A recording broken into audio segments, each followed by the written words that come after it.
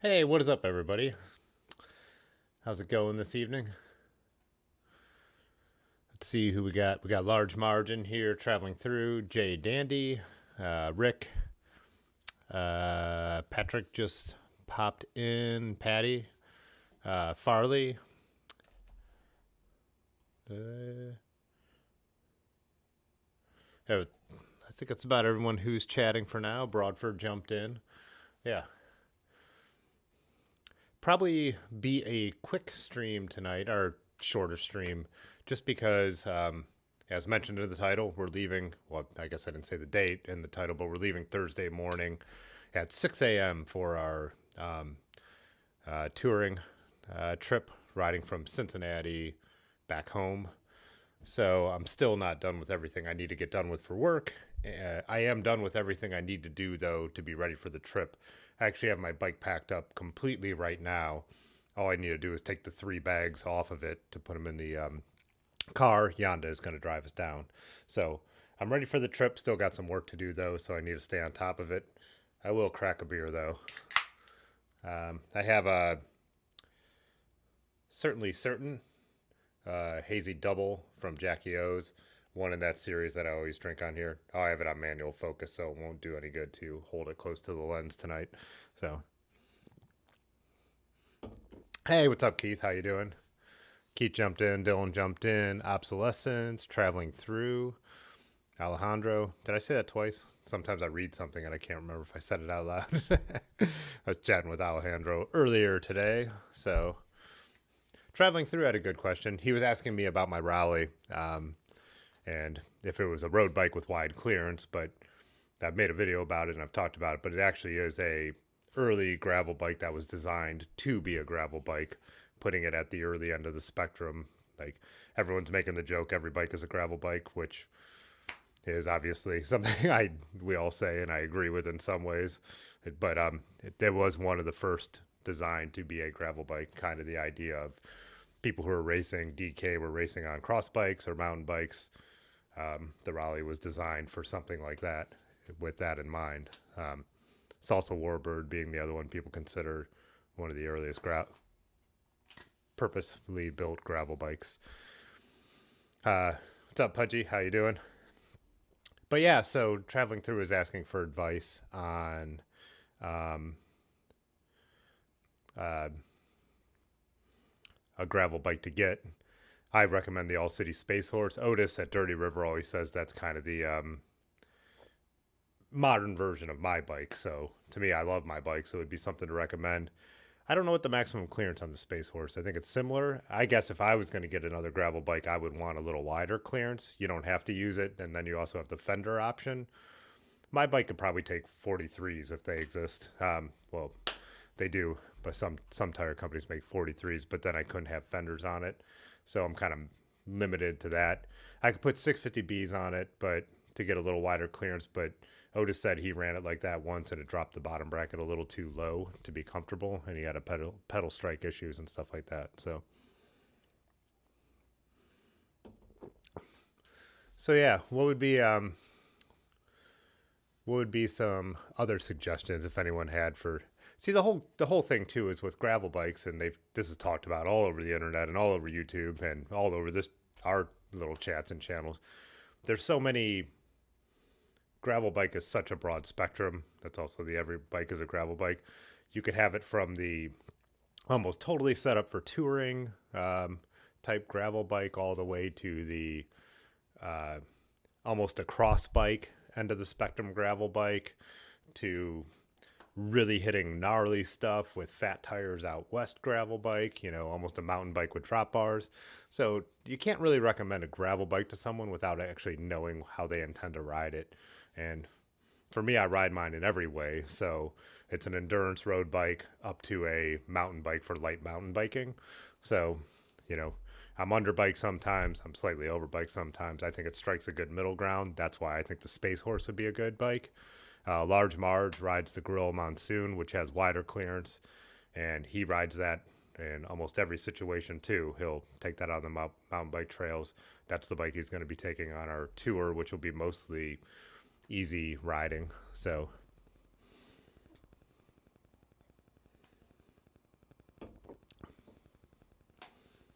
Did I put this on top? No, I went back to top chat again. I switched this right before I came on. Yeah, cool. Now I got it up on live chat, so I won't be missing any chats, hopefully, going forward. Because that I know last week there were some new people popped in, and then I forgot to put it to live chat, and I missed their messages, which annoys me. Large Marge is telling me to respect the taper, which is Otis's phrase for when we're about to go on a trip and we're going to ride on Wednesday nights or something like that, anyways. But oh, Rick was asking how many miles. It shows up as about 342 miles. I believe it's going to be longer than that. I would say it's more in the 370 range. And then depending on if we do any side, like little stops and going into the towns we pass through. But the mileage has always been wrong on which will be the last day this year, which is usually the first day. It's always longer than it always shows up as 68, but then when we see our Strava, it's always in the 70s. I don't know why that happens, but so yeah. We're doing 5 days, and we're averaging more like we actually have them a little more mellow this year. They're mostly in the 60s, but we do have their second day is really long. That's more in the 80s this time. So when you have all day to do it, none of those mileage isn't too crazy, but there's a detour on the first day. So that could suck up some time, and then, yeah, you just never know what's going to happen. So it's good to have extra time. And plus on the second day, we're going through a bunch of towns we've never been to before, Urbana, Bellefontaine, stuff like that. So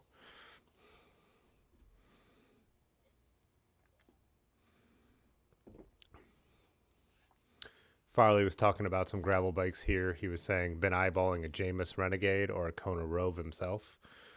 So those on the cheaper side. Yeah, budget. Well, I'm saying it depends on what you want to do with the bike when it comes to picking a gravel bike, but budget is a big, obviously, consideration too. I mean, as you could go probably get brand new at the cheap end of the spectrum, something decent for what, 1,000, 1,200, and then the sky is obviously the limit. To a full carbon bike decked out with Chris King or whatever. So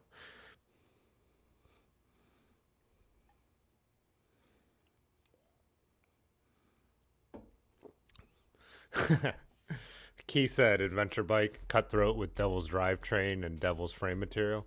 It's like, yeah, the cutthroat, right? Wouldn't that be almost on the mountain bike end of the spectrum with its geometry? You guys are also chatting about routing and turtle cables, which is something I am not versed in. I actually had Otis. I think we did it on the live stream. Otis ran the. No, that was before we were streaming. We were messing with the Hoban when Otis was here. But on my look through the top tube, I had him route the cables for me.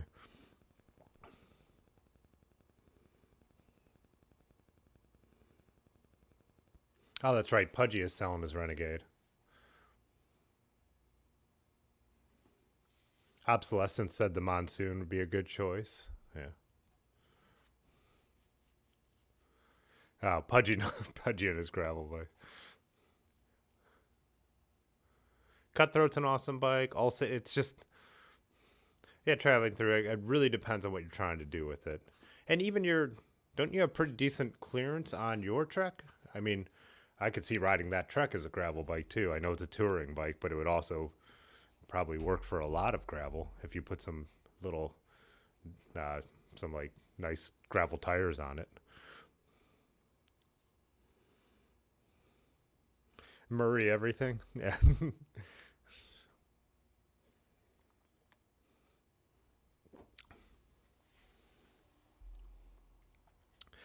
Cutthroats, I know they're like fully capable bikes, and no offense, Keith, I like the classic.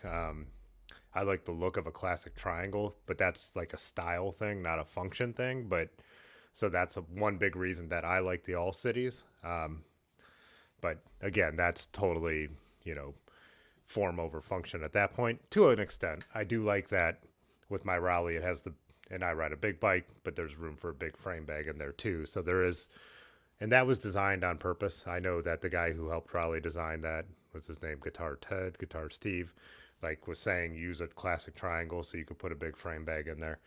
But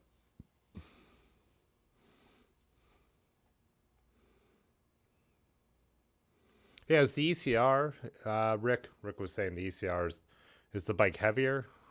I don't, our friend Kenny had an ECR. Did he sell that? I think he did, but I don't know a ton about him. I've looked at him, but I've never ridden one. The good thing is having a friend who owns a bike shop, and one of my closest friends being his right hand man. I do get to ride some of the bikes. I've even ridden Keith's bike when it was Otis's, not far, but just around, just around the parking lot and like the nearby roads.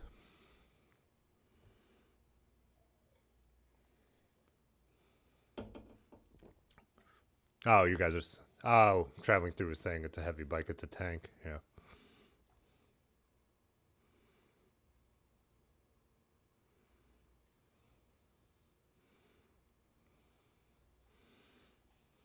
And Keith, your bike too with the colors, it's rad. I don't think it looks like a stupid bike. I was just saying like personally, like I definitely like that one thing I like the rally and one reason Otis like we were talking about getting me a bike like was like this is such a Tim bike. It's red, blue, and it looks vintage even though it's not.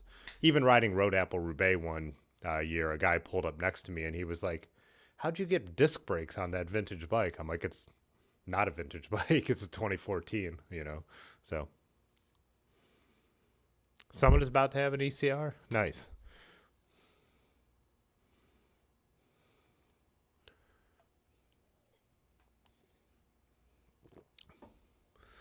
Now, Keith, your bike's like my bike. I have my main bike is Otis's old bike, and then the bike sitting here on my trainer that was my road bike for a while is Otis's brother's bike, his Trek 1500 aluminum bike. Yeah, but that's a that's a great thing about bikes. And even the drivetrain on the rally too. My friend, well, Ryan, who you guys met a couple weeks ago for a brief moment, the group set is that I have now on the rally is from a bike he had. He wanted SRAM, so I bought his 11 speed 105 and put it on my bike and saved, you know, $600 by doing that. So, yeah, all about the used bikes, especially the slightly used bikes too. Like Keith, I'm sure you got a great deal on not buying a new one on a bike that's fairly expensive.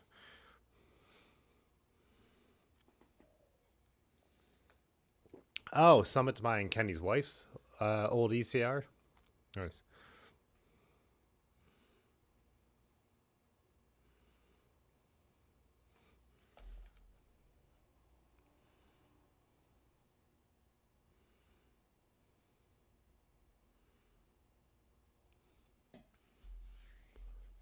The other one I was looking, I think did I pull? I can't remember if I pulled it up on the stream or not. Then they already sold out like in a second. I always really like and they're not the lightest bike either, but I think they look really cool. The Velo Orange. I said it French, but mostly like Russ from Pathless Pedal. The Velo Orange polyvalent, the new like mint green one they came out with, I thought was beautiful. And I was sitting there looking at the price. I'm like, that's not that expensive, and almost just pulled the trigger on the frame to have it. But I'm like, no, my property taxes are about to be due.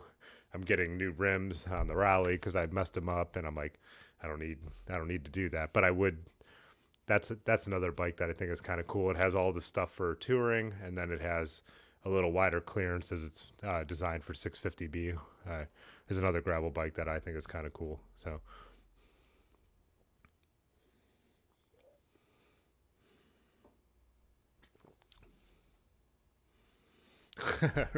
Rick, did I say bow? I meant rent. Speaking of speaking of the rally, so we did a overnighter for Ben's birthday Sunday and yesterday down to Amish Country. And if you're not familiar with Ohio, I what would that be? It's not quite central Ohio. It's just south of here, but there's a huge Amish community and a lot of back roads that are not very traveled. We rode down the towpath about 40 miles to Navarre and then broke off into the country. And I've driven down there and I've, been around Amish country. I've picked up stuff when I worked at the farm in Amish country. But when we were riding it, it was so stunningly beautiful. Me and Large are already talking about planning just a day ride back down there. Something I could even put out to the group, anyone who doesn't mind climbing. It is super climby, super up and down, but just absolutely beautiful and with almost no traffic. There's like the state highways that go through and you just avoid those. But Large actually just posted a photo of me out there, and I got a couple of him and Funny Brad and Aaron. But it's all like this. So there's the rally, and I only have the front bag on because after the first day, Aaron ended up getting picked up from our campsite in the morning by our friend AJ. AJ's the one who did the Fool's Loop with Micah and owns the coffee shops in town. So we had her take all our camping stuff back, and we only kept the stuff we needed, our snacks, our tools, and stuff like that, which made it even more fun to ride around and bomb all these hills. But yeah, these Instagram, I know, doesn't show up very well here, but it all looked like this. Like, there's Funny Brad, and it's definitely not, if you don't like climbing, it's not for you, but the descents are a ton of fun too. It's not even rolly enough that you get up the next hill. You're definitely climbing, you know. And I would say they're a lot like the climbs around here in and out of the valley.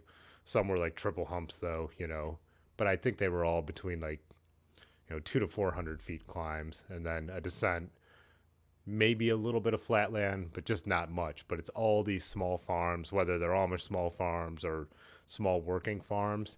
I want to go back down here, like park closer though, so we don't have to do the 40 miles on the towpath. So you have the energy to do like, you know, a 60, 80 mile ride around. We stopped in an awesome little cafe and stuff like that. But yeah, just after that, I was totally hyped on that ride. I had an absolute blast doing it. And even though it was hot, and I know Funny Brad was suffering a little on the second day from the heat, he still was like, that was awesome. So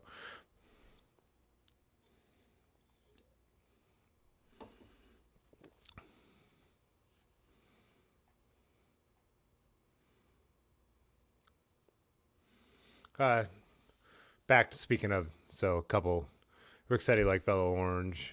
I like what they stock too. Like, they seem to be kind of Velo Orange seem to be a little bit ahead of the curve on like a lot of the stuff they stock, a lot of stuff from Renee Hurst, Compass, and companies are making now, but with all the like smaller racks and, you know, I always, like I said, I forget all the names, the demi-porteurs and all that stuff. Yeah, and then their frames, I do wonder, Dylan was saying, I wonder what their tubing is, what the nuance is. I think it's decent. I mean, I think they use I'm sure they're being made in probably the same Taiwanese factory as All City Frames and stuff like that. I'm sure it's double butted, you know, chromo. I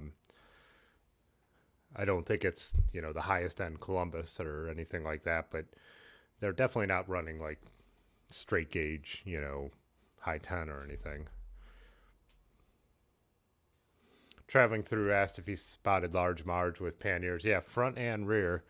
So I think that's his, that's what he's going to run on Ohio to Erie, is the front and rear panniers. He was also debating throwing the basket back on, not to like, because for the space, but it's just nice to tour with a basket where you could just grab stuff. We started this tradition of doing a 4th of July tour, me and him, 3 years ago. We went to the end of the towpath and then out into the country to a camp spot. Just did a quick 3-day one, but I remember that was the first time I'd really ridden with someone who had a front basket, and watching him be able to grab his snacks or like put like, you know, leftover food or whatever it may be. I was like, oh, baskets are awesome, you know? So.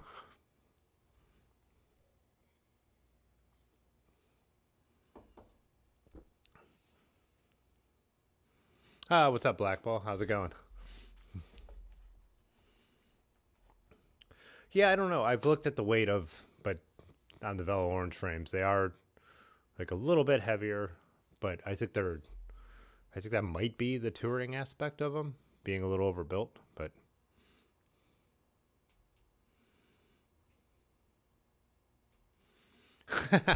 Rick said ribs are awesome. He was planning on stopping and checking some out at Hope Cycle on the way to Akron, but he got high. Well, where is Hope Cycle, Rick? Because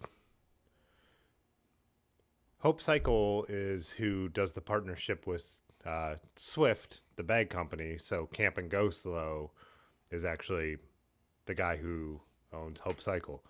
And I've got the, you know, their version of the Zeitgeist bag. but I guess I never even paid. I followed them on Instagram. I look at all their posts, Hope Cycle and Camp and Go Slow, and I guess I never actually paid attention to where they're based. But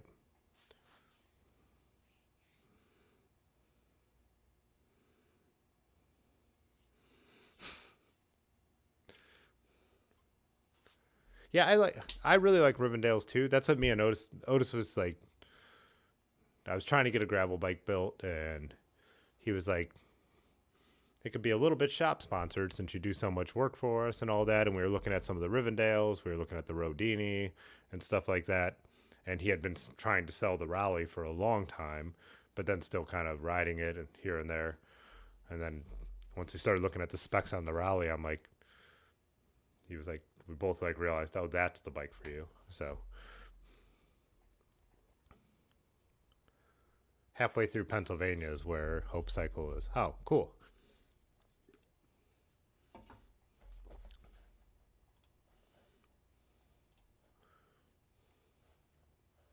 So yeah, I just yeah, one more time. Definitely want to go back to this part of Ohio. When people like talk about like I think a lot of people drive like the turnpike through Ohio, which, if you're up close to Lake Erie, obviously you're in the floodplains of Lake Erie, not much elevation change. If you're going north south up to Lake Erie, you would see it as you drop down to the lake and go through river valleys. And then down near Columbus, where no offense, Columbus guys, but like I know you could find elevation if you look for it, but in general is very flat, and like the trails around Pudgy are very flat. There's spots if you know where to go where you could obviously find that, but there's parts of Ohio that are also like this. There's parts of Ohio that are like foothills, and so when someone commented on one of the videos that I put up, they were from Vermont, they were from New Hampshire, I think, and they were, I mean, pretty much the same state, right? But they said something about like Flatlander, Ohio, and I had just gotten back from this trip, and I'm like, I mean, it's as flat as you want it to be, depending on where you go. But I mean, there are spots that are just like crazy, beautiful, rolling. I mean, where we just were in Amish country, like if someone dropped you there from Vermont or New Hampshire, you wouldn't realize you were in a different place. I mean, it looks like that. I mean, it absolutely looks like that. So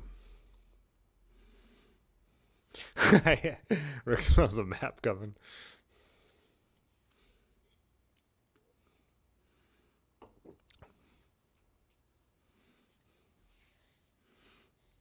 Yeah. Yeah, ribs are definitely my style. One thing I love about I wish I could find the right vintage bike that had the clearance so I could do what I wanted with it. Like my original gravel bike was the Roger Riviere because I'm like, well, like I said, it was my friend's bike and I wanted to do something with it, but I figured when I went from the 27 to 700, I got 38s on it, but now 38s aren't wide enough for a lot of the gravel we do. It still makes it a nice bike that I could ride some of the, like the Route 8 gravel we did on the industrial gravel ride. Um, but yeah, like even the cross bikes still are a little small. Maybe if you could find a way to drop down to 650B, because I don't mind running rim brakes. Maybe you get enough clearance, but that's what ribs are so cool, is you got that great vintage aesthetic, but with the clearance for like modern, decent, wide gravel tires. But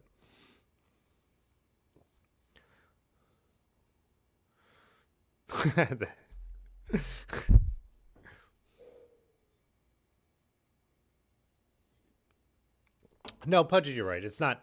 It's not mountainous. It's not. It's not the Green Mountains of New England or Vermont, New Hampshire, even Maine. But yeah, so the climbs wouldn't be as sustained as New England.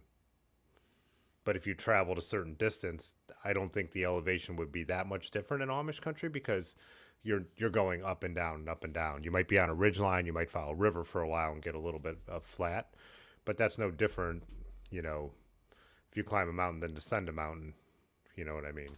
You're not just climbing a mountain then climbing the next mountain then climbing. It's not the Rockies in New England.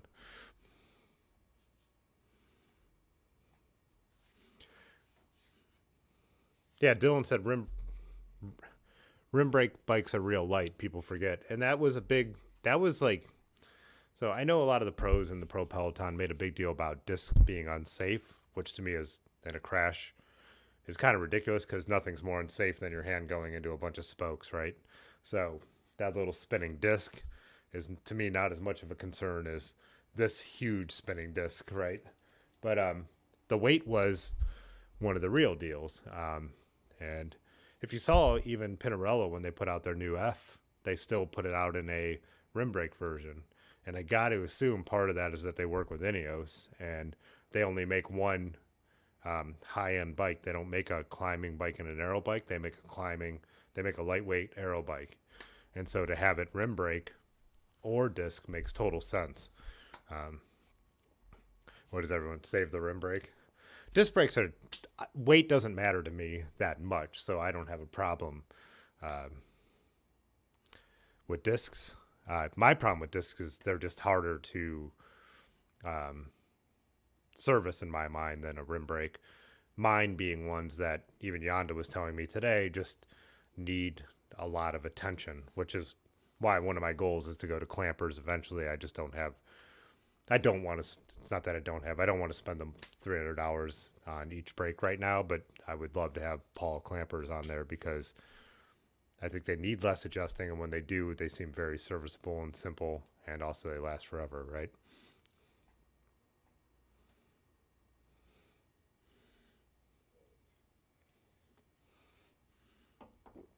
Also, even my 9-speed Dura-Ace group set on my vintage road bike Schwinn, that has amazing stopping power and modulation. They've got really good rim brakes, but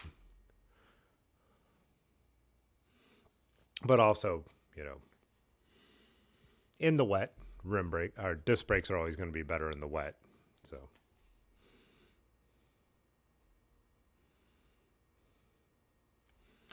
Rick was saying he got a lot of abuse for flipping his handlebars upside down. I mean, Rick, like, that's like, I think Pudgy put it the best. He wasn't even trying to be mean. He's like, people are gonna give you shit if you flip your handlebars upside down. You gotta expect that. But there's no ride what. We were all saying that ride what makes you feel comfortable. Comfort is the most important thing. I mean, you're only gonna love your ride as much as you're comfortable, no matter how fast or slow you're trying to go. So,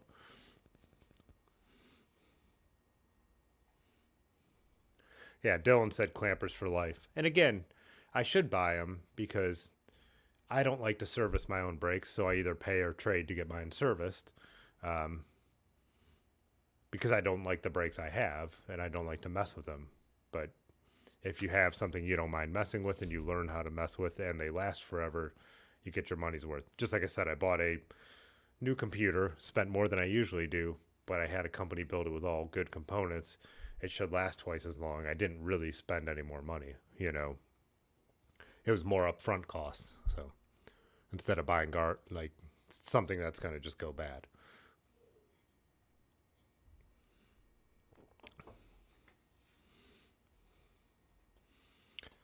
Yeah, and Rick, with your thing, it's only unsafe as it feels, right? If you're able to brake comfortably, steer in a way that you're comfortable, it's not unsafe. It's unsafe if someone flips their bars over. They can't. So it's the old dudes that I see city riding. They take an old 10-speed, they flip the brakes upside down. The levers are here. I don't know how well they can brake on those old 10 speeds with their drop bars flipped upside down. I don't know how the bike handles. But if that's all you ride, I think that, yeah, you'll know how unsafe it is. Someone else telling you what's unsafe or what should make you comfortable doesn't make sense. I think, when we were having this discussion in the Discord, everyone's just trying to offer some advice and help out. So I don't think it's really, you know how your bike handles. And the more you ride it, the more comfortable you are. So if you ride the cable safely, you could safely modulate your braking, and you're comfortable with the way the steering and the handling is. It's not unsafe, and you should do what you want.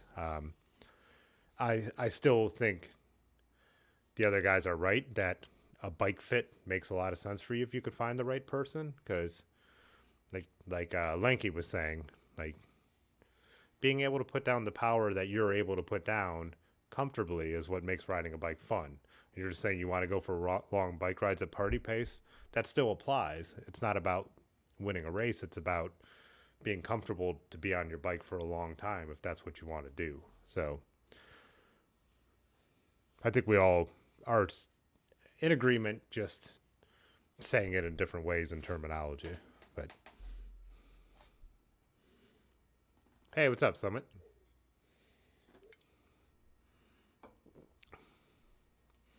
Yeah, long term traveling through is one of the things that's always annoyed me is like uh, people who don't like now with everything being throwaway.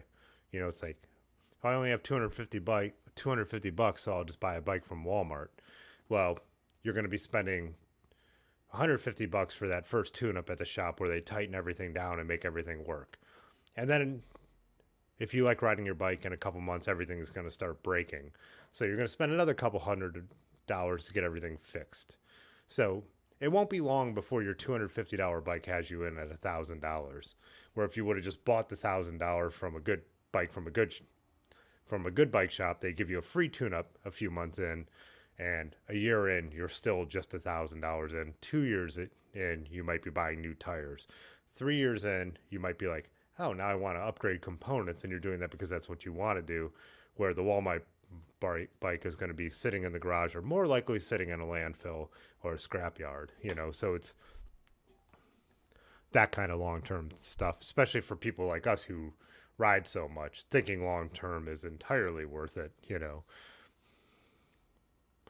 I love the term throwing good money after bad, and I think about that in a lot of ways when people ask me for camera advice and it seems like they're serious about it and then they're trying to cut corners. It's like, don't cut the corners. You're going to spend the money. That cheap thing you buy is going to be sitting on the shelf and you're never going to use it. So you wasted your money. Save your money and get the nicer thing, you know.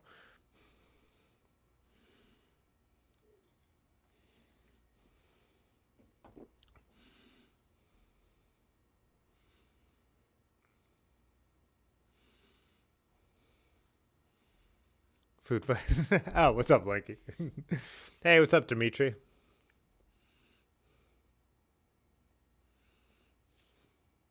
Oh, Dimitri was asking what camera I decided on. So this is what I had typically brought on my bike tours. Oh yeah, I don't have it on. I'll still put it up here, but like I said, it's manual focus. This is a Canon 6D. When it came out, it was the world's smallest full frame camera, but now it's actually kind of large. And I would put this pancake lens on it to cut down on the size, 40 millimeters.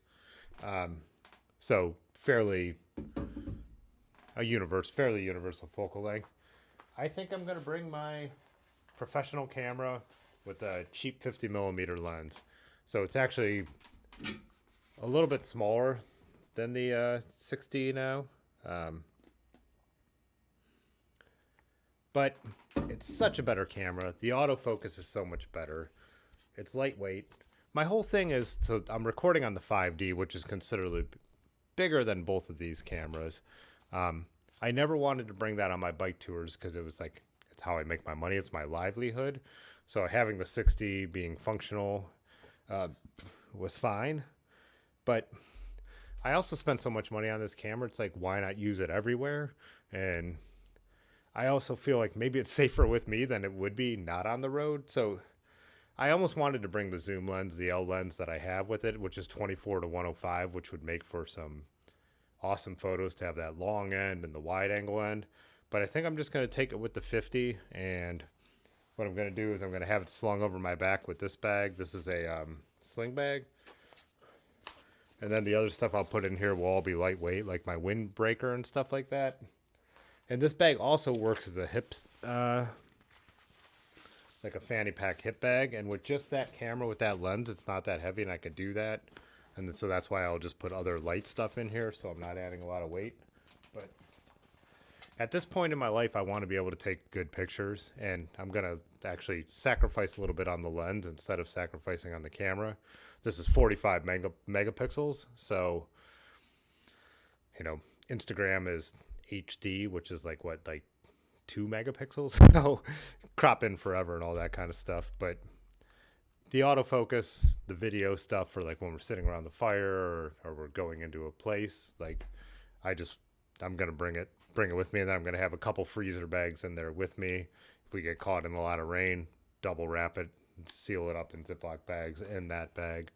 So, and then I'm just gonna bring my GoPro Hero 9. I'm not gonna have the 8 attached to the bars like I usually do and run both, because the way I have my Zeitgeist set up, they're kind of in the way and all that. And I'm like, then that's a whole nother set of batteries. They're different batteries. So I'm going to like kind of simplify. I'm sure Rick could identify with this, but I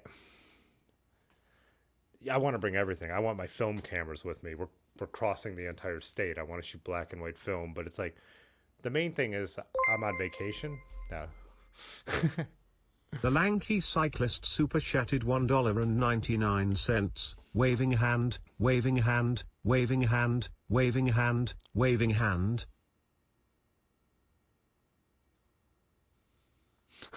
Thanks, Lanky. So yeah, it's about like paring down but still getting the job done. I want to make awesome videos while we're traveling, but I can do that with the GoPro Hero 9. It'll be hooked on the strap, or I made a way to hook it on my Zeitgeist in the front even better. And then I'll have my best camera. But like Rick said, zoom with your feet. Same thing, yeah. Zoom with my bike. I can move in and out and get cool shots with that 50mm lens still. So I believe that's what I'm going to go with. I would say final answer. This camera's so cool too. I mean, just with all these features. In-body stabilization, so even though the lens isn't stabilized, the camera's always stabilized. So if I do want to shoot some video at night, you know, sitting around the fire and just holding it fairly still and making a pan, it does an amazing job. The autofocus on the 60 sucks. It always did suck. You can only really use the center point. So I would shoot like 1,000 shots, like as my friends were riding next to me, just to make sure hopefully one was in focus. This thing is going to lock on their eye when they're next to me and get the focus. Also being able to review the photo right in the viewfinder. So you're riding your bike, I could actually press play and see it like that. There's going to be none of the, you know, oh, did I get that? Oh, did I get that? All the settings are much better. They're right at your fingertips with a smaller camera. So I think it's worth doing. It's weird to bring a, you know, this is how I make my living. It's one of the biggest investments besides my building I've made. It's, you know, this $3,800 camera, but also might as well get the use out of it. But see where we are in the chat.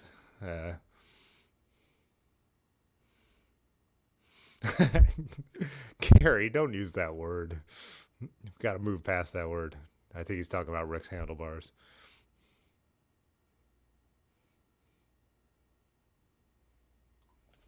I'm traveling through is saying making the investment is worth it. Yeah. Good stuff is good stuff. You know, if it lasts, it's gonna be a worthwhile investment. Plus, also, yeah, who wants to buy garbage? Who wants to buy future garbage? I try to do as little of that in my life as possible.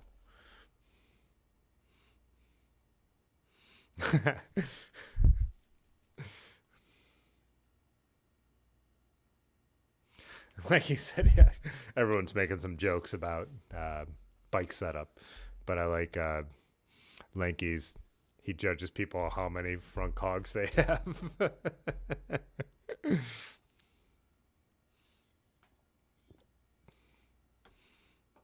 And Jay Dandy said they're called chain rings. Oh, Dimitri said he's got boxes of Triax on the desk he needs to use. I've got a finished roll of Triax I'm dying to develop, and I'm like, it was one of my goals these 2 days before we head on tour. I'm like, I'm going to get that developed and posted to my analog Instagram account, and I didn't even get it out of the canister yet. So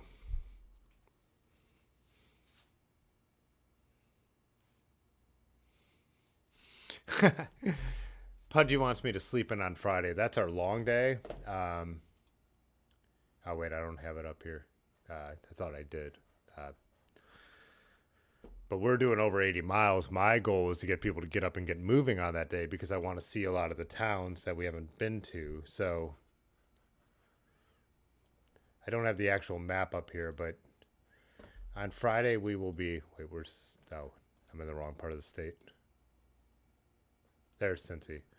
So on Friday we will be riding from Cedar Creek, which is what here? Xenia, Yellow Springs, Springfield. So Yellow Springs is cool. Springfield we thought was pretty cool. But then instead of going on Ohio to Erie, we'll continue north to Urbana, and then through West Liberty, Bellefontaine, and then over to camp in Indian Lake. That's going to be over 80 miles, our longest day with loaded bikes. And I think some of those trails are a little gravelly, if I understand, and then we have some country roads. So that would be Pudgy's best chance to catch up with us. I'm going to try and text him throughout the day. Anyone else, too, who would be interested. It's like I said, though, we get up when we get up. We eat when we're hungry. We stop when we're tired. So that's why I don't want to overpromise anything, and we don't want to be on a tight schedule. But I could definitely send out some messages on Discord and stuff to say where we are if anyone wanted to join us for part or any of the ride.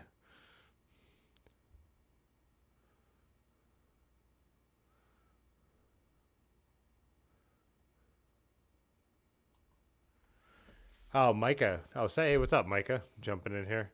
Would I ever consider packing my flash? Gets cool shots with that. So on the last Yeti ride I did, I brought my flash, and the bike shots were awesome. I have some awesome shots of like Large Marge, and who else was out on that day? Keith, and a few other people like shooting into the sun, using the flash to light it. So cool. I am maxed out in space. I could put my flash in here. Then it's on my back. I guess I wouldn't. I would end up putting it in the bag and then putting more clothing in here instead. But then I would be trying to get the flash out of a bag, set it up. And again, I'm on vacation, you know what I mean? So I try to keep that in mind too. And like, again, I'm a strong enough rider that we're not crushing it. And no offense to Aaron, but we're riding a lot at Aaron's pace, which is perfect. That's how I want to do the tour. We don't want to be dying. We're out there for fun.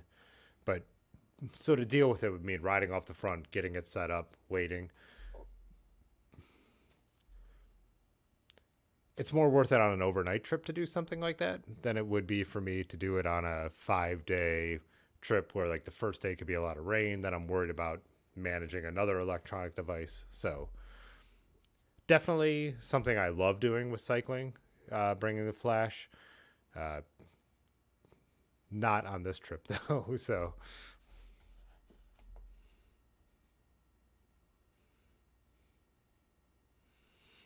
like keep practicing.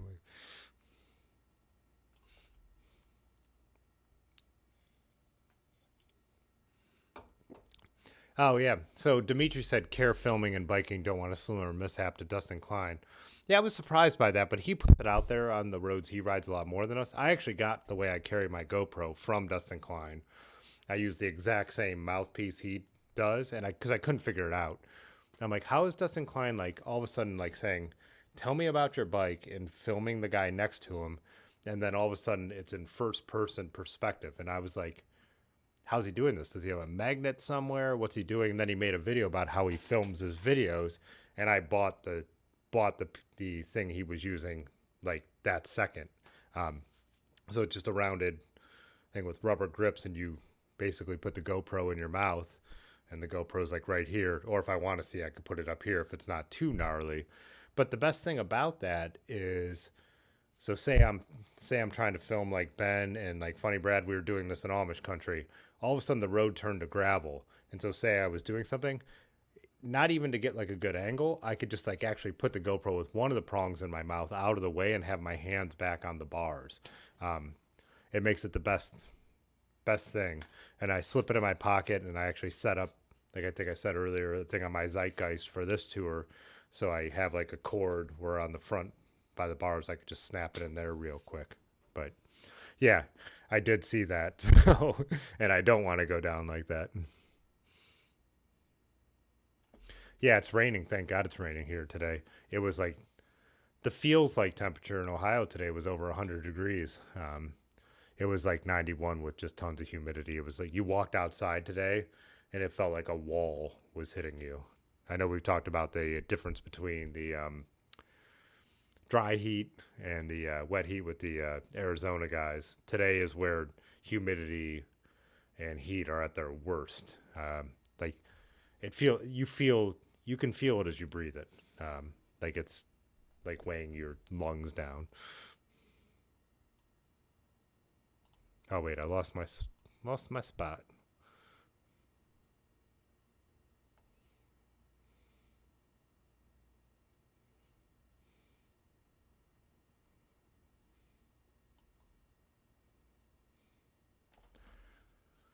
In Spain, they say "lo barato sale car," roughly translate to "cheap shit is expensive." That is so true. That is a great saying. Oh, Dylan said that's a profound saying. I know he would definitely agree with that. Lo barato sale car. Yeah. Belle Fountain. Now, did I say Bellefontaine? I'm watching the Tour de France right now, so I'm trying to get my Western European accent on everything I say. Bellefontaine. Belle Fountain. Yeah. We always joke about that too, traveling Ohio or West Virginia, you know. I think we were talking about this on the stream before too, like pronouncing stuff like how it should, you know. Lima, Ohio is obviously named after Lima, Peru. Just all those, uh, how are, you know, your local, what's the word, accent lexicon takes over for something you totally know is not supposed to be pronounced that way. Trying to think of the other big one I was just thinking about that's pronounced. I'm looking at the map up here if you wonder why I'm staring up there, but yeah.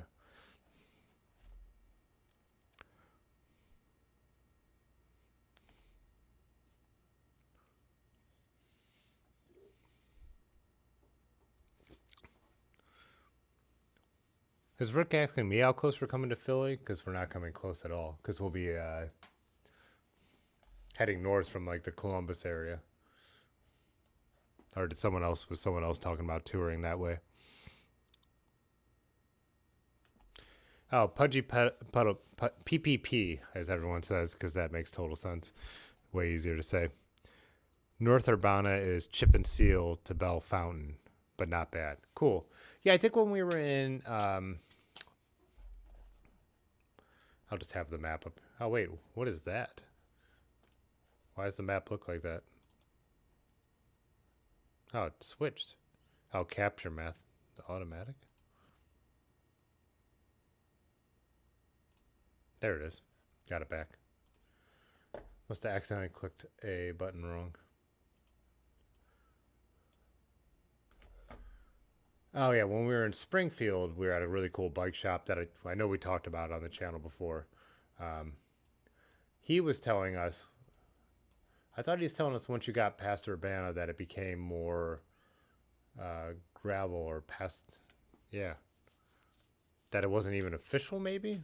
But when we were looking at the maps, it showed it. It came up on the map for routing. So yeah, Xenia, as traveling through was talking about so many trails, it's considered like a like kind of a hub because so many trails enter and break off. So in Xenia, you could go, whoops, you could go down to Cincinnati. You can go over into Dayton. Then there's one that runs, that must be the one traveling through picked up that runs off this way. Let's see. Usually this all automatically shows me the bike stuff because I have everything set on bikes. There we go. Yeah, so Lewis Trail? So I'm guessing that's what you came in on? Oh no. And then we're going north to Yellow Springs. What is that's great? That's the Little Miami, right? Yeah, Little Miami. And then I believe it becomes the Simon Kenton at some point. Is that up here? Yeah. Oh, still Little Miami there.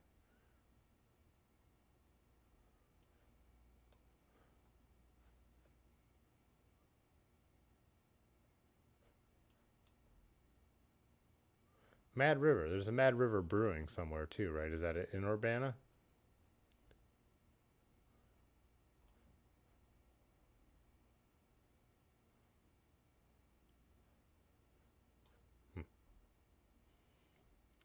Got the maps out. Everybody's favorite.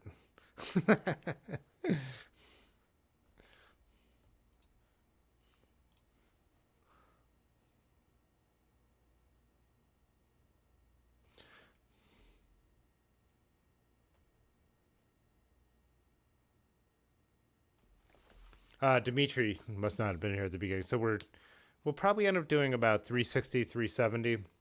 So Cincinnati to Akron. Yeah, 5 days. Yeah, 340-ish. I think it'll end up coming out to 360, 370. We'll see. Pudgy answered.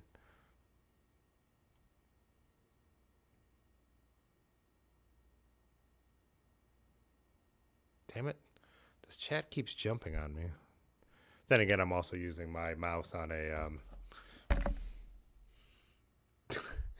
on my Vaunt giveaway box. So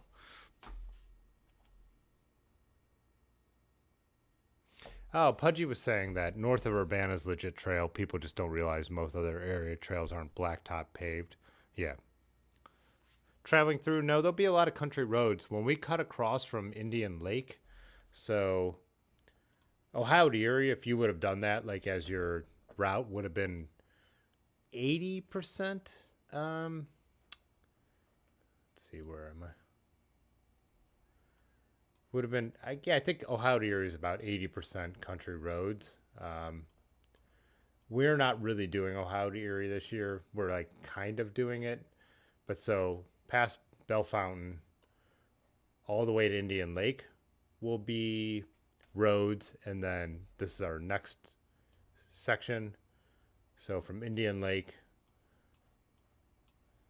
to Mount Gilead will be all country roads, and then our final leg we will join back up with the Ohio to Erie trail, which will be mostly trail in Mount Vernon. We'll be back on the bike paths and bike trails. Our last day through Amish Country, as you come through Amish Country, there's a lot of country roads, but it's the same as the stuff I was talking about in the beginning of the stream that we were riding over the weekend. It's like these country roads that are just beautiful and there's almost no traffic. It's mostly Amish women on e-bikes and horse and buggy. It's rare to get passed by a car. So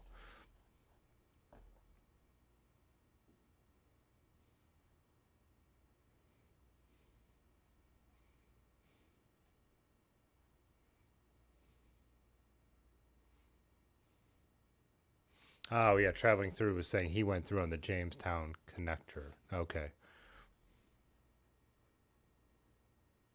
Oh, Simon Kenton is Springfield to Bell Fountain. I'm trying to say it right.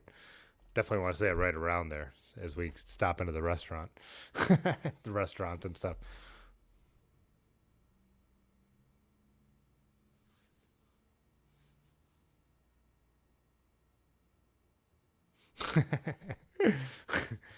Rick said Tim only rides on big as pebbles and mud. My ride was intended to be some gnarly terrain.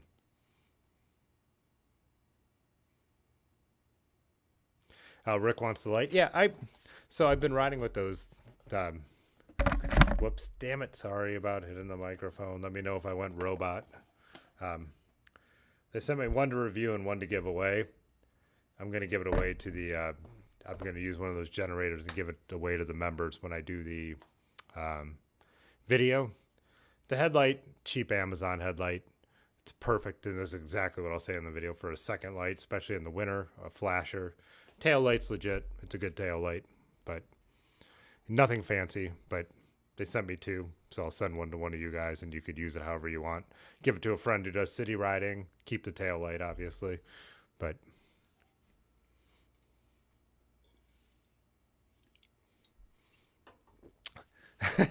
Dylan doesn't know what meat sweats are. I had a friend, Eric, the one who lives in Boston. I think I've talked about him on here before. He's from here, but he's in Boston now. Not by choice, by marriage, basically. He's happy. He hates Boston, but he's happy in life in general. But he's the first person we had eaten out like 2 or 3 days in a row. He was the drummer in my band. And I remember him sitting there. He's like, I think I'm getting the meat sweats. The second he said it, I knew what he meant.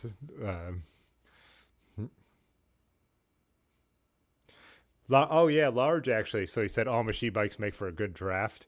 He took off. Was that last year on Ohio Erie? Didn't you take off down the trail, Holmes County Trail, which is actually I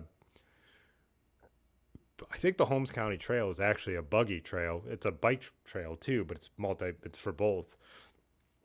And I think it's the same thing, like making a bike path to keep you off the roads, making a carriage trail, I think Large Marge started drafting these, what, it was like a peloton of Amish ladies. So.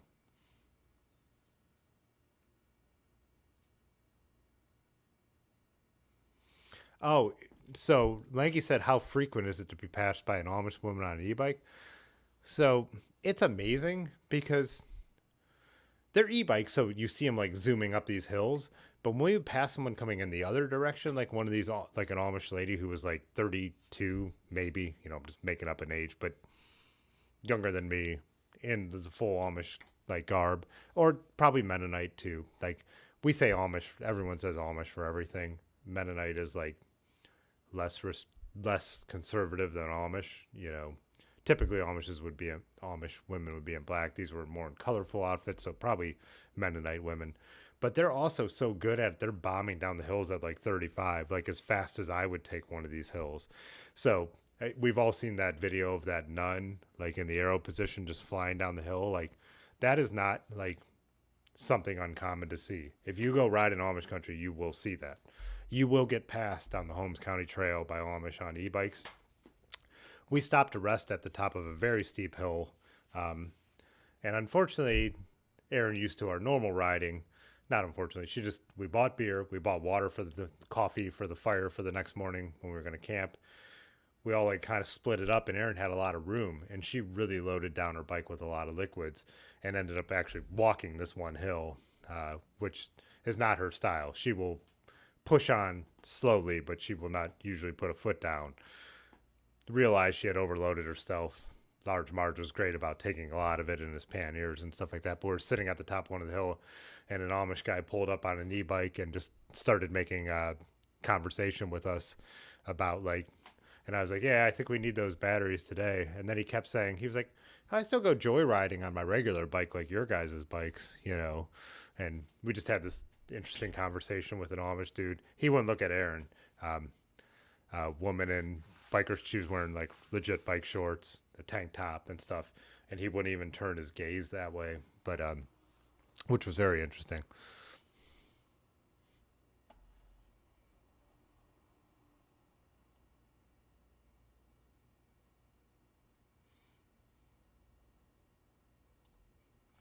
Oh, traveling through said his Wi-Fi got weird at the beginning, so he missed some of what I said.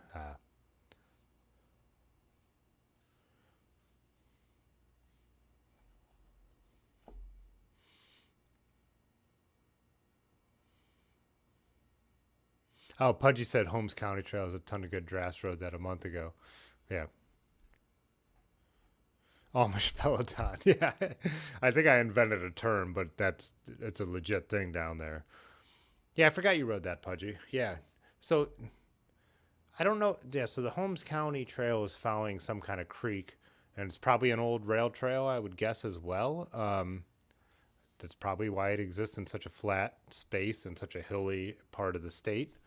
If you would break off that, you would just be up and down and up and down. And so it's just like Ohio Erie, they did a great job of like linking together the canal trails, the old rail trails, and you ride across the state with very little elevation.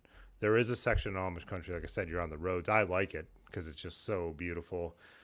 There's a couple areas outside Columbus with some up and down, and then what the Mount Vernon as you're going through, like where Black Fork and Mohican are. Even though those are bike trails, there are elevation to them, but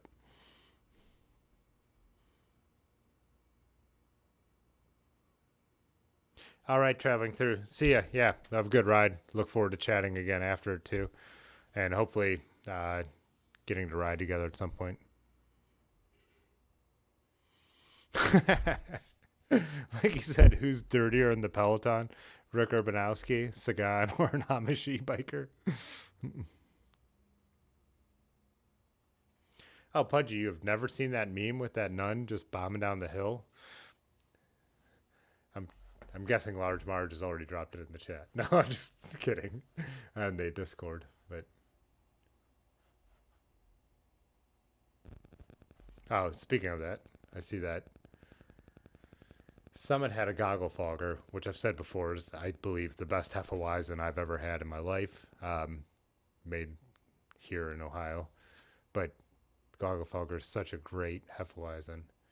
And then Large Marge said he's on his last soft parade. I think we had any other drinks from a while ago, but yeah, not from tonight.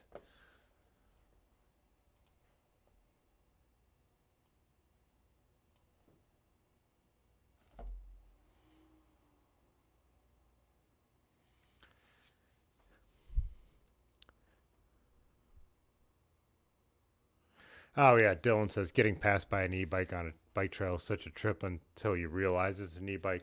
Yeah, sometimes you're like going hard and then you just get someone blast by you and they look totally comfortable and you're like, what in the hell? Then you're like, yeah, no, that's an e-bike. It is fun to jump on the wheel as long as you can. I absolutely, Large Marge is a that is totally his style is to jump on their wheel. But I've done it solo. Someone passes me and they're just all upright having a good time. And I'm like, why the hell not get a little bit of a draft and also kind of surprise someone? And then if you actually have the legs, if they have it governed like they're supposed to come around them just for the hell of it. Seems like a roadie thing to do. But like I said, I'm every kind of rider.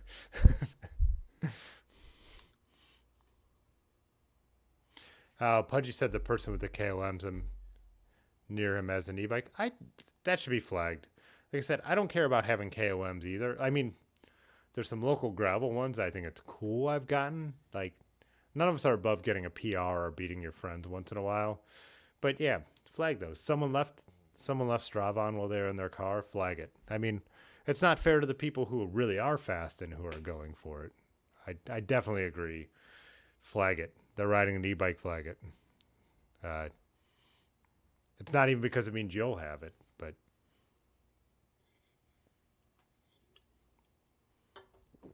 they don't have phones. Rick quote of the night. Yeah, and Pudgy, it's as much time as you want to take. He says he doesn't care enough about it. I agree, but when I look in our, like my one friend Ted, who's like a pretty good like cyclocross rider, like there's Portage Trail up out of the valley, like where we were riding before we went. Well, I guess only Dylan and his buddies and Jay Dandy were with us at this point. But a way that would have taken us directly home, but it's a steep climb, and I see that the time is at 22 miles an hour. No human could do that. Like Al Philippe couldn't do that. I'm like, that's not the time. So it's like, no, I'm gonna flag it. Ted's in second place. This is the guy with the KOM, you know. So you out, Lanky. See you later, man. Is it pedal break time? It's 10:04 already. Wow. Okay, Rody.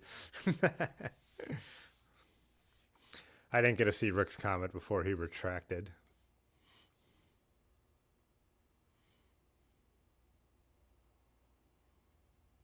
Rick said he's seeing e-bike riders decked out like they're in a motorcycle game. It's hilarious. I actually haven't seen an e-bike rider like dressed like anything but like either a normal person, like an Amish person, or a little bit like a cyclist. But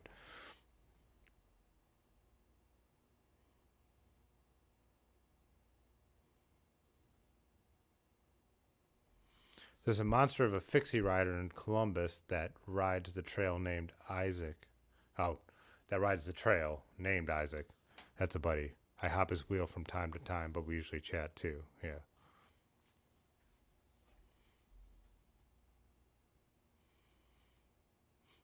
Gary said, "Thank God I've never been passed by an Amish lady on a hopped up scooter." So yeah, I guess you're where you are is a little too far away from that, Gary. It's yeah, and here in Akron you wouldn't, but you get down the towpath, like I said, and break off. Like it's super common. I we saw, I think, a larger degree. Like when we're in Amish country, we see way more. And again, I'm using Amish broadly, Mennonite, uh, apostolic, whatever. Like, but way more e-bikes down there than horse and buggies even. Um, the horse and buggy is now only when you see a big group of people. E-bikes are so efficient. They make so much sense. Like ladies leaving the restaurant, we saw one putting all their like coffee drinks into the trailer. We see like ladies with the e-bikes with the kids in the trailer. I mean, think about what a great way that is to ride around hilly country. They're going faster than the horses can go because even downhill the horses have to slow down. These people are bombing the hills. They make total sense, right? Funny Brad was saying, how are they getting around that rule? Um, and I don't know if a lot of people realize this. Amish don't have a rule against technology. Their rules are made to keep um, the community strong. So there's phones in Amish country. Like a lot of villages or a lot of cities have a centralized phone that you have to walk and go use. The idea behind that is that people aren't calling each other um, just from their houses and not getting together. So, and there is no, I don't know if you know either, there is no Amish like Pope. There's no like Catholic Church or hierarchy in the Amish religion. So whoever is the head of the church, and I don't know what the pastor is, I would say, but I don't know what term they use, in like a local community in one congregation, like the rules are set in that congregation. So some are more conservative than others. So you can live in like a congregation that has no phone, everything is button, all the farm implements you use have to be horse driven. I'm sure there are some that don't believe in e-bikes. Others probably use solar power to charge up the batteries of their e-bikes because then they're not relying on the man, like they're not relying on fossil fuels, which come from a bigger system. So, yeah, it's a little different than I think people believe it is. It's not like they decided in 1860 that we're stopping with this technology. It's an idea of community and working type thing. Anyways,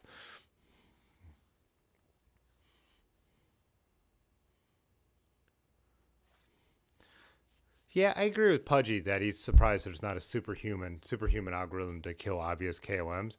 I'm sure Strava is working on that really hard. There has to be something where, like, when you can see a 40-mile-an-hour one, that should just be uphill. That should be eliminated. That was obviously in a car. They should have like a max speed that could be, you know, humanly achievable by the best climber. Anything above that, the algorithm in Strava should dump that.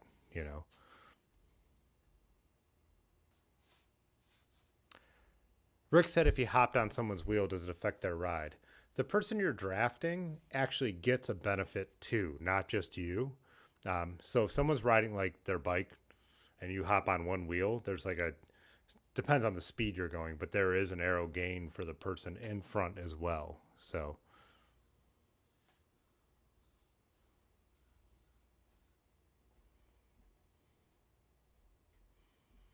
yeah, Pudge said it's like so back to the Amish, it's like a cleaner hippie commune. Some had said cleaner is debatable, which is true as well.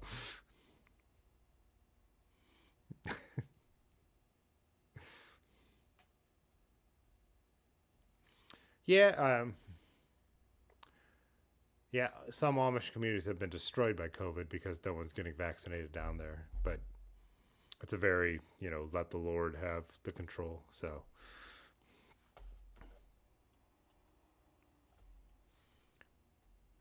it's it's interesting. So me and Funny Brad and Ben, Large Marge, sorry, we're sitting in this cafe, which was It was up on a hill. What was the town? Maybe Large Marge.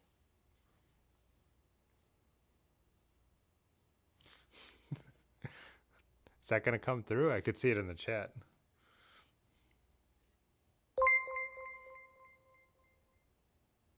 Alejandro Salazar J super chatted $2.50. Low barato sola caro. Cheapo bad. Nothing like a British guy speaking Spanish, right? Espanol.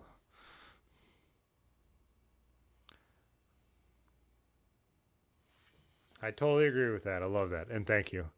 But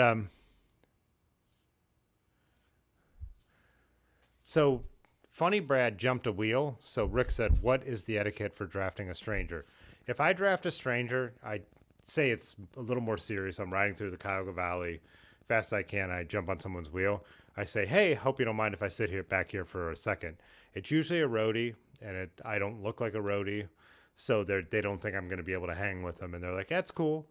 Funny Brad, on our way down on Sunday, a bunch of roadies passed us on the towpath, and they weren't killing it or anything. He jumped on their wheel and he didn't know this, and they were angry, and he could tell. Anytime he freewheeled, they would like pick up the pace, and he could tell they were just like they kept trying to go harder to drop him. Uh, Traditional roadies, and again, this is just a generalization. It doesn't mean every person like do not like having someone jump on their wheels. It's actually they'll try to drop you. They think it's negative. I think it's a little ridiculous. I think you just say what you're doing. Like if I jump a wheel, I say it. Other times, other times you're doing it also to be a dick, to be like, you guys aren't going that fast. I could ride on my gravel bike at that same pace in my jeans, you know? So I don't know. It's weird. I would say there's no etiquette. It doesn't matter. How does it affect you if someone jumps on your wheel? I know Pudgy said they don't know you. You could be unsafe, all that kind of stuff. True. I get that. I get that element of it. But yeah. If someone jumps on our friends' wheels, that's happened before, and they make a little conversation is the etiquette. Make a little conversation if you jump on someone's wheel. I think would be legit. I'm trying to read your name. I am I am Montrealer. Hey, what's up, man? He said, new to the channel. I've decided what camera. I talked about this a little bit, but I am going to go with my full-on pro camera, my R5.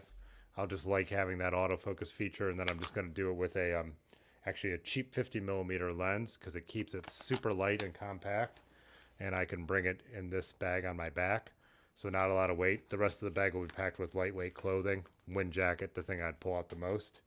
So, yeah, I think it's worth having it with me. I'm going to have more fun working with it. Now that I shoot with this, shooting with my older cameras is not a lot of fun. My 5D4 is set on this tripod for live streaming, which is ridiculous. I will bring it to as events get going on more, probably with a specialty lens, maybe like a 105 1.4 as a backup, or the opposite, maybe one of the super wide angles. But yeah, it's a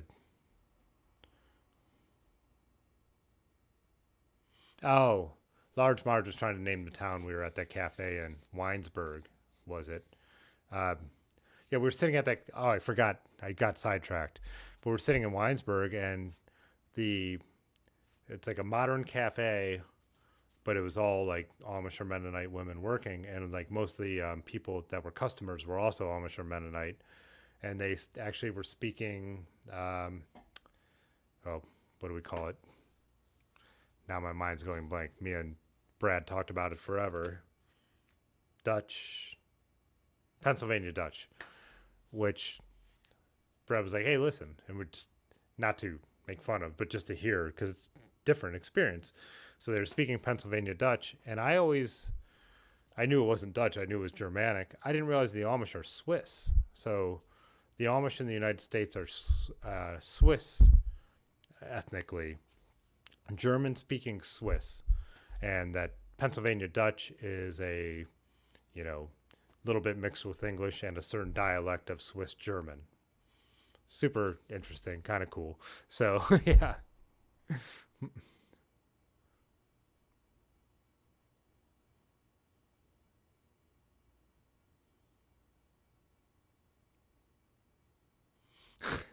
And you shout out, smell my lunch.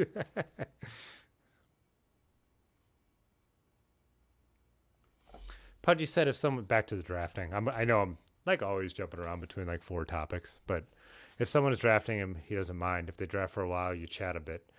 If someone jumps on your wheel for a while, I believe it becomes up to them to make a little bit of conversation. And it doesn't mean you have to talk a lot, but it is weird for someone to jump your wheel for 10 miles and not say anything, right? You know.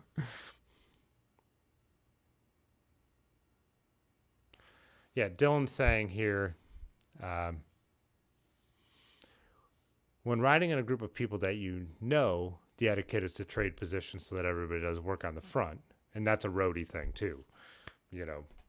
And true roadies who ride in a group, the guy in the lead breaks off and goes to the back when he's tired. The next guy breaks off. Being a group of friends, sometimes we do the opposite. It's like we struggle to get to the front to give that guy a break. It's not an efficient way to draft, but it's what a group of friends kind of does. We usually don't do that. We usually ride side by side and talk, and it is roadie stuff, so. Rick said, is it a pro camera or a Canon? When's the last time? I'm not taking the bait. Not taking the bait, Rick. Are any Fuji cameras approved by Netflix to be used? No.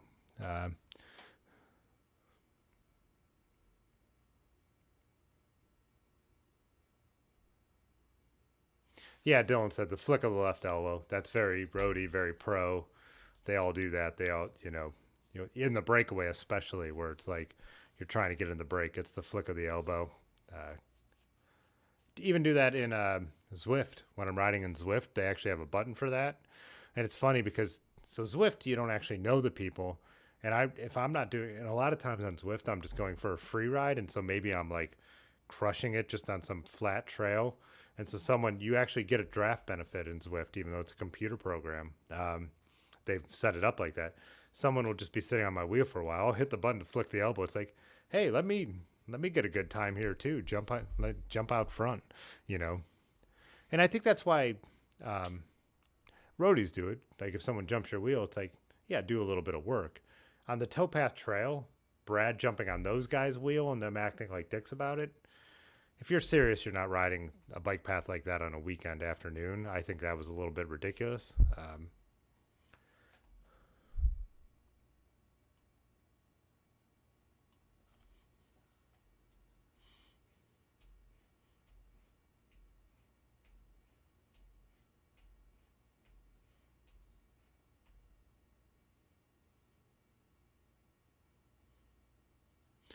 Yeah, gotcha. I jumped down in the chat because I was behind on it. Let me get back up here.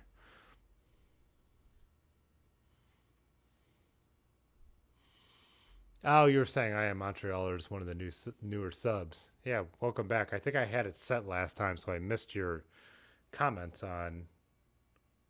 Was that on last Thursday when I missed all the new people's comments because I had it on top chat and was cutting them out? Yeah, but anyways, Pudgy was saying, yeah, if you're drafting a person, they flick the elbow and you can't come around, if you can't come through, you have to say something. These guys weren't doing that to Brad. They weren't like, hey, do some of the work. They were like, oh, there's a guy on our wheel. We're not going to say anything and we're going to be mad and like try and go faster till we could drop him. Which is fine. In that case, you stay on their wheel and you just keep picking up the pace as much as you can and you ride them as long as you can.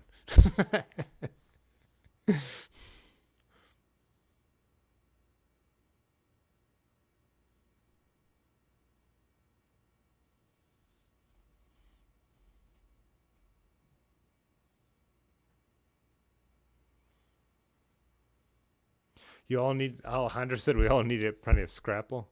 Oh, man. So there's I don't know if Broadford's still in here, but the brewery where we get our or from the city where we get the whole Blue Moon VGNO thing from. They have a beer that has Scrapple in it, and I was sitting there one night with a friend of mine, who she's a vegan, and I had forgotten that, and I was like, oh yeah, you should get this breakfast beer by Dogfish Head, and she actually then finally like said, can I look at that can? And she saw it had Scrapple in it and was so glad she didn't order it because yeah.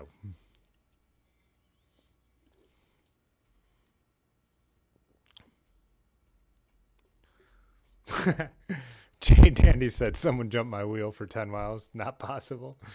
I was just making up that number. I would say a few miles, but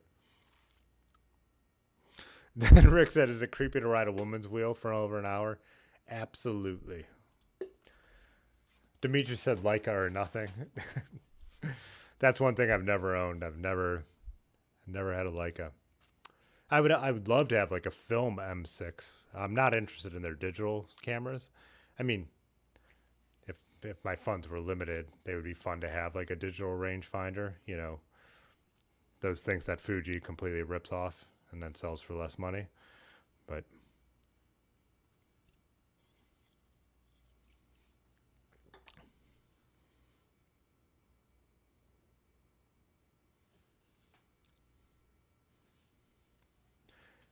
oh, how do we get into Gary Winogrand? Which I love his work.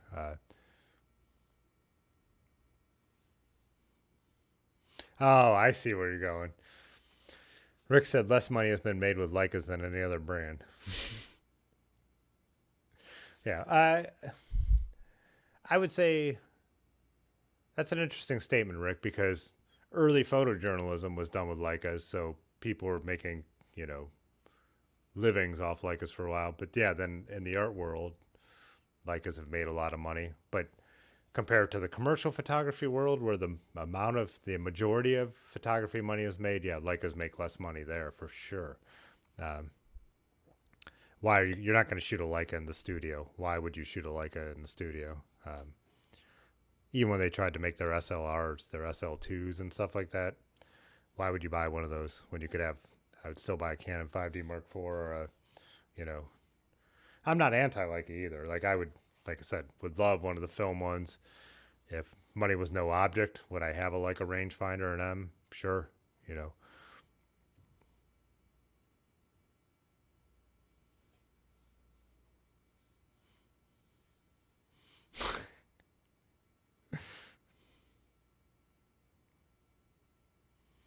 Oh, Hendra said Scrapple beer sounds heavily. Yeah, it was a breakfast beer, so it had coffee, um, Scrapple. Yeah, it was like, excuse me, the whole mix. Yeah. Oh, Colin said new to the stream. He loves the shirt. Yeah, thanks. They're for sale if you want them. They are. What is the command to make those show up? Swag? Does that work?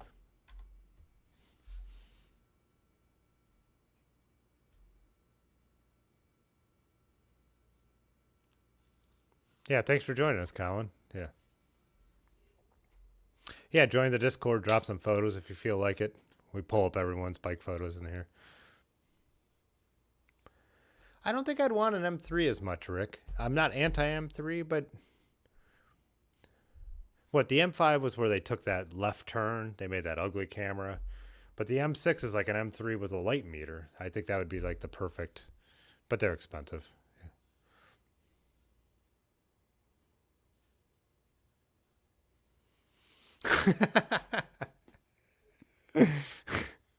Large Mark said he's not a big fan of Scrapple, more of a Monopoly guy.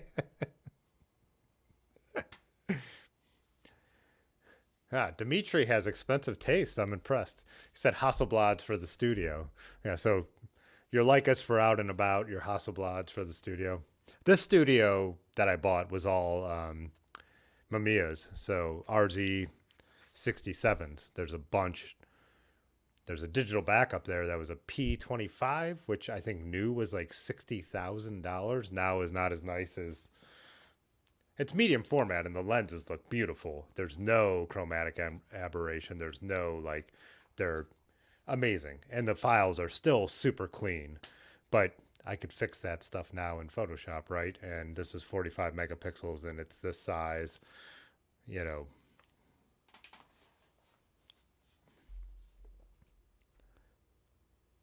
But yeah, I am not. Yeah, Hasselblads were awesome. They still make great backs and all that stuff. But I have a hard time understanding medium format anymore. I know there's a certain look from medium format, but I mean, what you could get with the Sonys or the Canons now. And Rick said I haven't used the Fujis, and Fuji's had a following even back in the SLR days with the look of their sensors and the way they were shaping the pixels, I believe. But yeah, nothing against, no, in all honesty, nothing against the Fujis. Just not my, I just don't know people who have the high end Fujis besides Rick. Uh, yeah, it's hard to, I can't, unless you're like a fashion photographer in New York, how you justifying medium format digital anymore.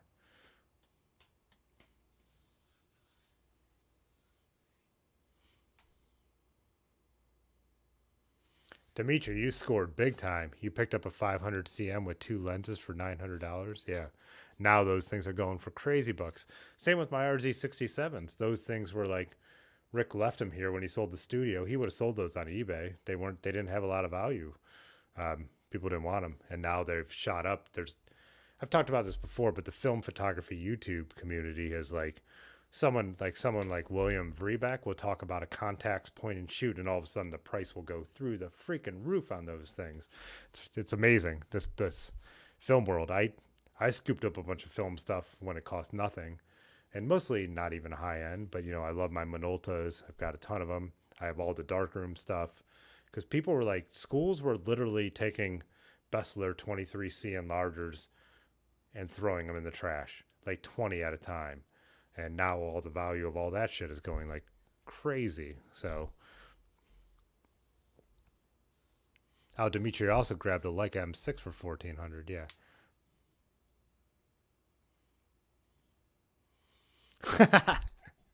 I like Rick's comment here.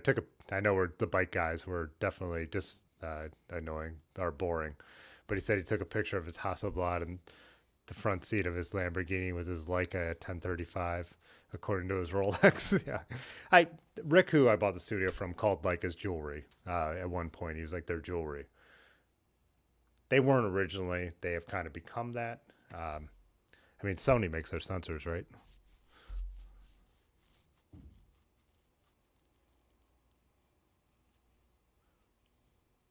Alejandro said he's always wanted a Mia. Yeah, they're a 647. Yeah, I have RZ, every RZ and RB Mamiya thing you can imagine here. I have Polaroid backs. I have 35 millimeter backs. All the lenses, like, yeah, just tons of that stuff. I've set them up to shoot film, like one to shoot black and white, one to shoot color. That was going to be my next pandemic project, was getting into those, and then I kind of actually, the YouTube thing actually started doing more, and the riding bikes and making videos, and I just didn't. I probably still will this summer, but just didn't get into it as much. And also, like, I do shoot my 35 millimeter cameras, but like an RZ67, I can't. It's not comfortable to bring on a bike in anyway. Whereas I could bring my Minoltas and my Nikons and my Canon film cameras, 35 millimeter cameras with me. So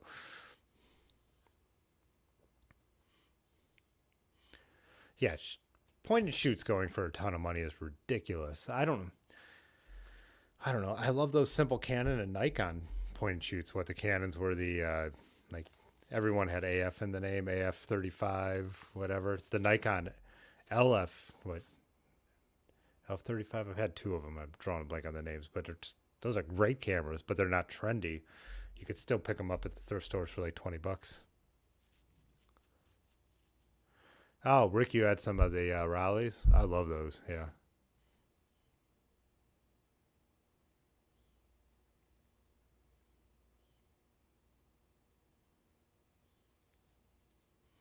Yeah, Rick. So Rick said when he sold his Leicas the doctors, they would come in with the worst photos. So when I worked at Slay's, the farm I worked at forever, we would always see someone standing there with like, whether it was the latest like Nikon or Canon Pro camera or was like a Leica, and it would be noon, and there'd be a wagon full of pumpkins, and they would be like taking a photo.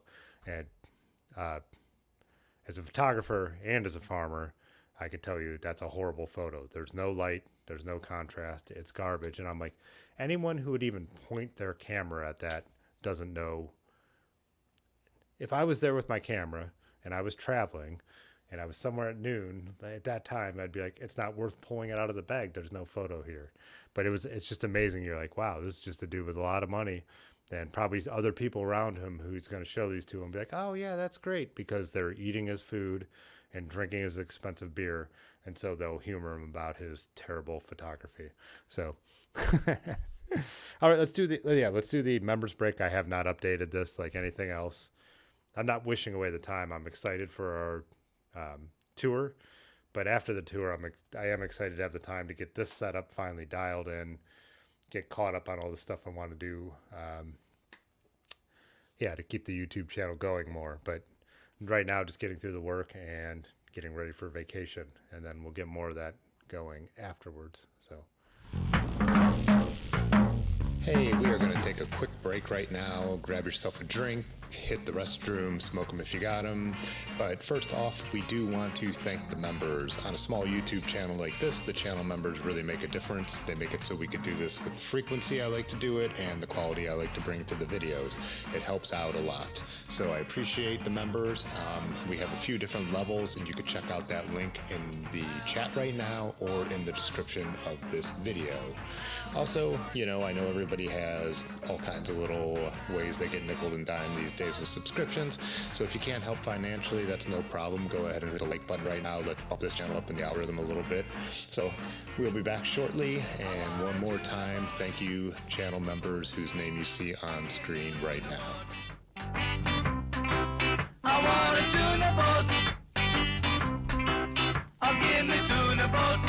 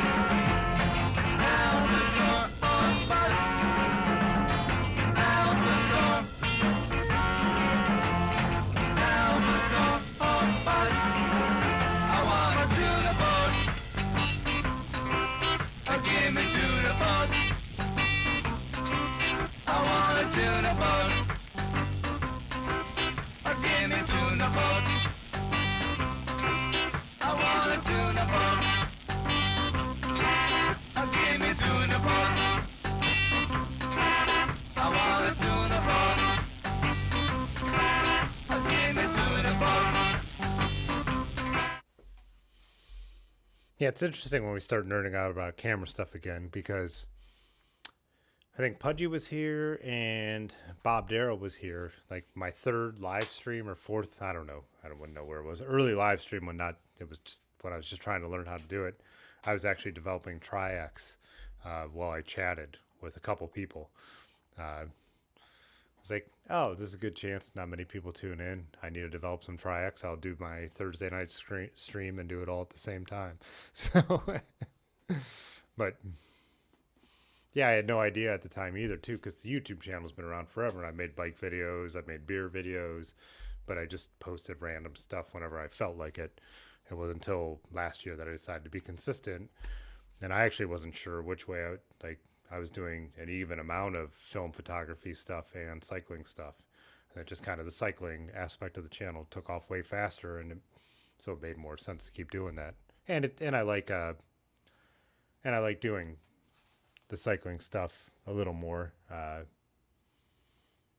guess I feel I have more than to offer about that, because I don't know. I feel like riding where I ride has its own unique story, and film photography is now, like we were talking about, like just huge on YouTube, and I'm not an expert in it. I just enjoy it as a hobby.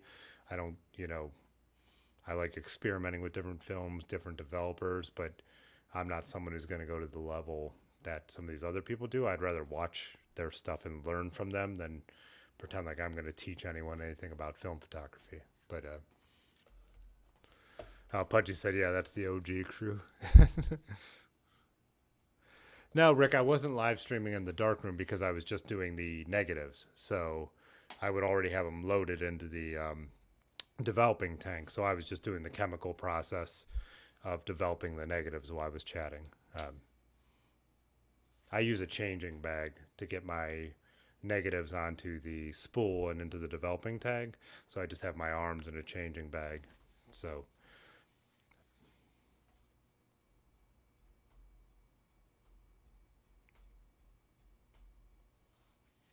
yeah, Rick, the photo section is pretty much me and your place to nerd out. But yeah, it's not a big analog following over there. So, which is fine. I love photography. I'm still going to talk about photography and post about photography, but I'm happy to hang out and talk about bikes too. I love them both, you know. So, oh, we got a. Oh wait, where am I?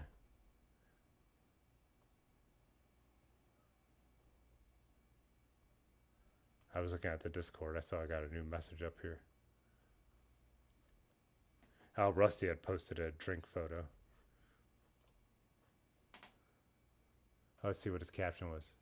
Stravenu from Pueblo Vida. Nice. And some more bike pics, or was it more of a chat? Let's see. Oh yeah, Rusty out on, as he said, some industrial gravel. And again, I love that cap.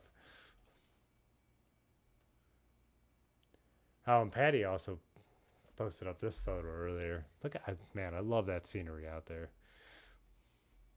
And he said he knows it's the wrong way, not DSO.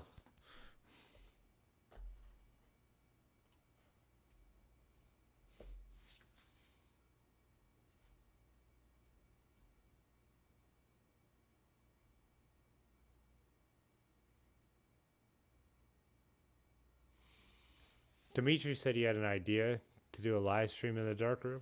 I don't. It would be really hard to expose for that, even in a print darkroom with a red light. Yeah, just agitating my film.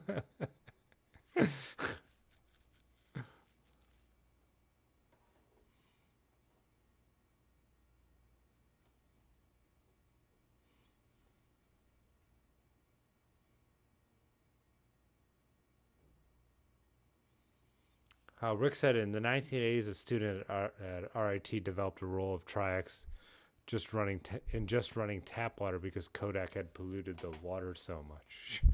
I don't that would not surprise me.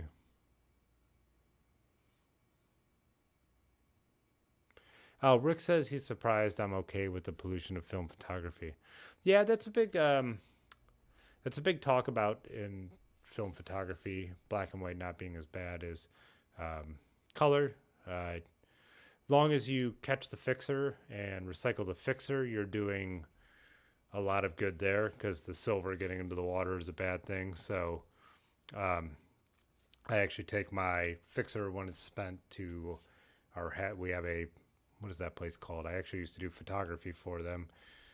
It's called Reworks. It's Summit County Solid Waste Management District, but they have a chemical collection days a couple times during the summer.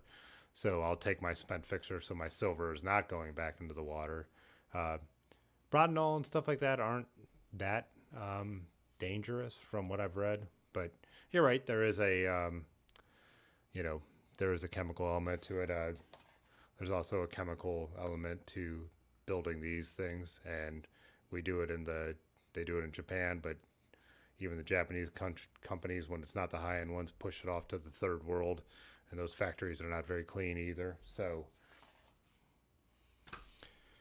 yeah, live in the modern world and try and do what you can, right?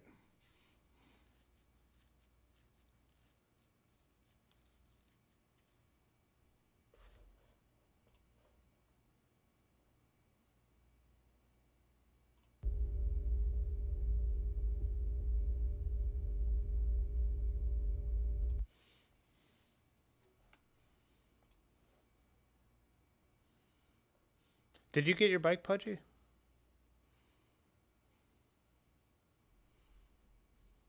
Is that what I was looking at? You posted a video. Get it up here.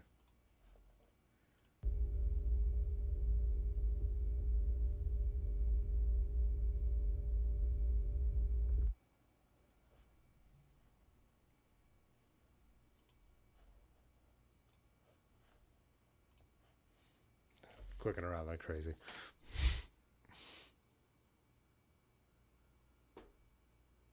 Yeah, a lot of the YouTube stuff I started following is when I was getting back into film photography and I was watching some channels and stuff like that. I didn't think to watch cycling stuff on YouTube till way later, and of course that was starting with like GCN and all that kind of stuff.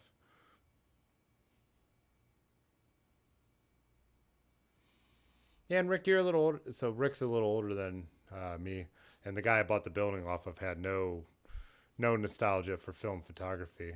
Um, he, he was like digital was a godsend. He's a commercial photographer. Same with me. I'm glad I don't have to shoot commercial photography with film. As a hobby, I really enjoy it.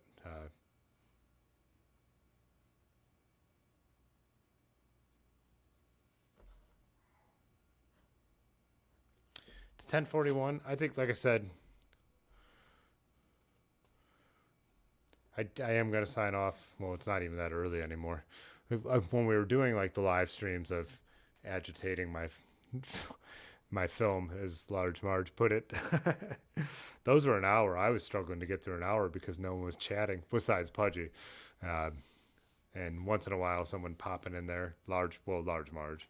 Of course, I don't mean that dismissively. uh, yeah, and so now it's like I feel like a lot of these times, even if the viewers drop way down, we're still having a good chat, and I could easily go till midnight almost every time we do one of these. But I am trying to get some good sleep. Didn't sleep well when we were camping. Last night it was so hot in here I didn't sleep well. One of my ACs went out. There's two in the windows, and of course the one that went out is on the side where my bedroom is. I have the other one running right now, which I don't like to run AC because it's from over there. It's so inefficient at cooling where my bedroom is. It's across the building. Like, it's just not. But I'm like, I gotta get a little bit of sleep. So hopefully it drops a couple degrees in here. Pudgy did get his bike. It's freaking. Oh, that's what he's saying. It's internally routed, which Bear Claw always said they weren't into. So now he's got to get the right tools. Gotcha, Pudgy. Yeah. Thanks, Rick, for saying have a great trip. I appreciate that. I'll try and post in the Discord, but if you guys are on Instagram, my Fitzwater Cycles will probably have the most updates on what we're doing. Yeah, no show Thursday because we're leaving here at 6 a.m., so there'll be no stream on Thursday, but we get back Monday night, and I have a quick shoot on Tuesday, so I should be able to get the stream up a week from today. So to be able to chat about what just happened, hopefully I'll have some photos to pull up and stuff like that. So yeah, no show on Thursday. Aaron was like, can we do it around the fire with your phone? Our second night camping, we don't have an electric campsite. So I won't be limited in the fact that I couldn't do a quick stream with my phone. I'll be limited that I won't want to use the battery power. But yeah. And plus, again, that'd be a whole pain and it wouldn't be as fun. So.